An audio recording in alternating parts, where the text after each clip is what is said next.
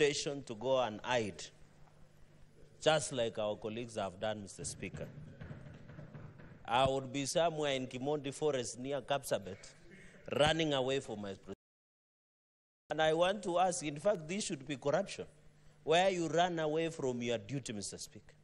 I remember when we were supposed to resume is when unfortunate events and incidences were happening in the city, Mr. Speaker.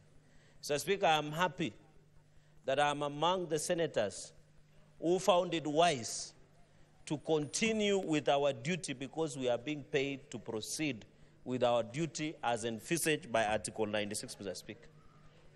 Mr. Speaker, I want to tell Kenyans, including our young brothers and sisters, the Generation Z, because some of us are millennials, that we have heard you, we listen to you, we apologize for some of the transgressions that might have escaped our attention in addressing some of the challenges, Mr. Speaker. Mr. Speaker, while a lot has gone through in this country, we must agree that some of these challenges that we face as a nation, Mr. Speaker, built up for many years, many decades, Mr. Speaker, many challenges since, Mr. Speaker, the onset and independence, both pre and most post-colonial independence of this republic, Mr. Speaker.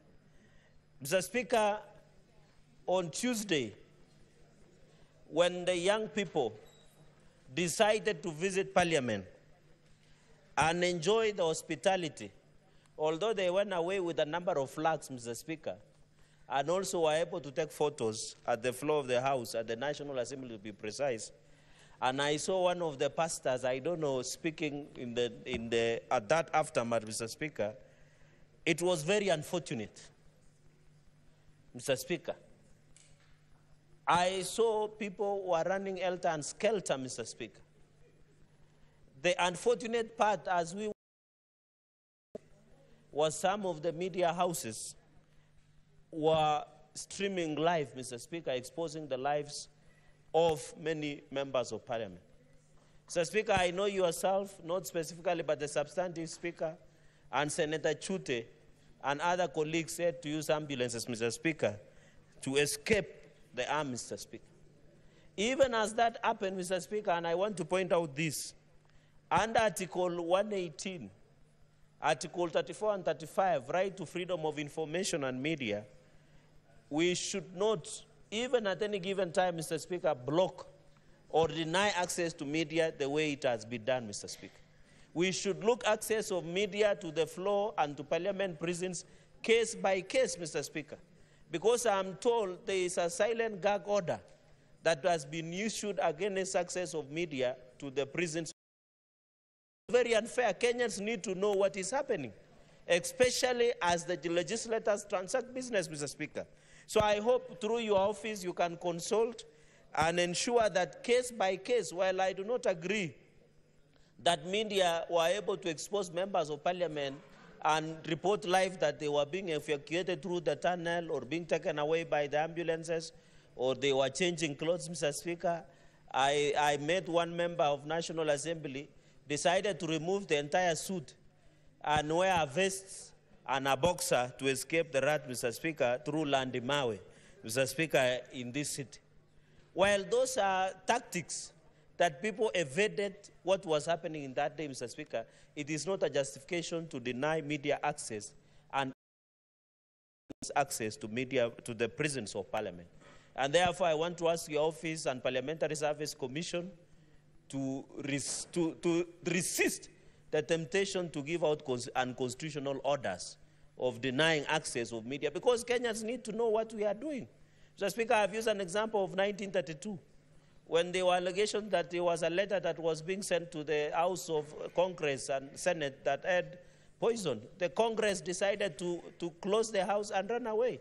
In the subsequent elections, the entire congressmen were voted out, but the Senate of the Republic of United States of America remained true to its cause and addressed the remember. And that is why we have distinguished ourselves, Mr. Speaker, as the upper house. Mr. Speaker, there are many issues that young people have raised. Issue of corruption, issue of governance, both at national and county governments, Mr. Speaker, issue of lack of opportunities, issue of nepotism, Mr. Speaker. issue of not being listened to. Mr. Speaker, there are many challenges, and I want to assure the Gen Z and any other Kenyan, Mr. Speaker, Parliament is a public place. If there were proper organization, they would have accessed Parliament. Many Kenyans access Parliament. I want to put this straight, Mr. Speaker. Under Article 126, 1 of the Constitution of Kenya, Mr. Speaker, Parliament can sit anywhere. And I want to call upon the Gen Z and any other Kenyan can sit in Uhuru Park. Parliament can sit in Migori. That is why we have Senate machinery, Mr. Speaker. The Constitution gives us as a Parliament to sit even in Garissa, in Mandera, even in your county, Mr. Speaker, and listen to the Kenyans. And I'm happy as we talk this, Mr. Speaker, on the Senate machinery, we are doing it in Busia. We have done it in Makueni. We did it in Turkana. We have done it in Uasin-Gishu, Mr. Speaker. Kenyans should know that Parliament is ready to listen to them. Under Article 126 of the Constitution, Parliament can sit anywhere within the border. Even if they want us to sit in KICC, we can sit there, Mr. Speaker, and listen to Kenyans, and especially the Gen Z, Mr. Speaker. Number 3, Mr. Speaker, from the onset, I want to send my deepest condolences, Mr. Speaker, from my family, from myself and the great people of Nandi County, to many Kenyans who have lost their lives, unfortunately, and wish quick recovery to many Kenyans who, as both, Mr. Speaker, have endured injuries during this, Mr. Speaker. And therefore, Mr. Speaker, even when we exercise Article 37, Mr. Speaker, the law is that it must be peaceful and unarmed. On the first few days when the young people came out, Mr. Speaker, the protests were largely peaceful. It was later, Mr. Speaker, infiltrated by the criminals, Mr. Speaker. I've seen incidences where the security officers have been injured. You remember the inspector of the police that lost both hands, Mr. Speaker?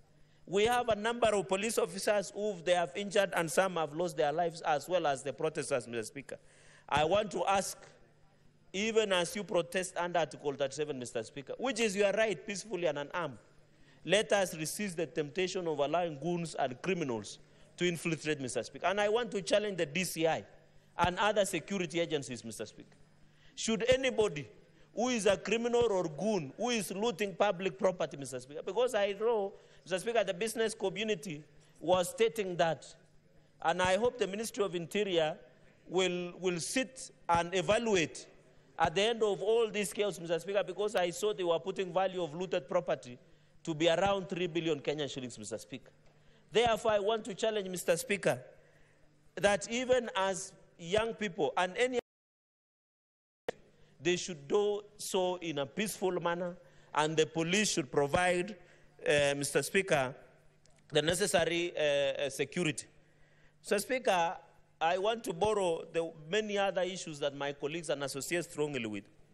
Ordinarily, it should not be the president responding to all these other issues, especially on regular security briefs, Mr. Speaker. I would have expected even the police spokesperson. We used to have somebody called Owino as the police spokesperson. Mr. Speaker, Brian Shusho. Now we have the Inspector General of Police. In fact, the only time Inspector General of Police has responded is when he saw allocations of fatalities in Haiti. He sent a statement, Mr. Speaker. Even not legally, even morally, Mr. Speaker, the Inspector General of Police should have even appeared on a regular basis to update the country on security situation, Mr. Speaker, and tell the country how many people, unfortunately, have died, how many have injured, how many properties have been looted, or what is the state of the security, Mr. Speaker. What is the state of the homeland security, Mr. Speaker? I think that is the least we expected from Inspector General of Police, Mr. Speaker. And therefore, I think his stay in office is no longer tenable, Mr. Speaker. We must do a proper reshuffle within the security apparatus of this country, especially the homeland security, Mr. Speaker, so that we have a police service, not a police force, as was envisaged by the Constitution of the Republic of Kenya, Mr. Speaker. So I agree with my colleagues that the Inspector General of Police must be called out for failing to provide leadership, Mr. Speaker, for failing to morally and legally even update the country on security situation, Mr. Speaker.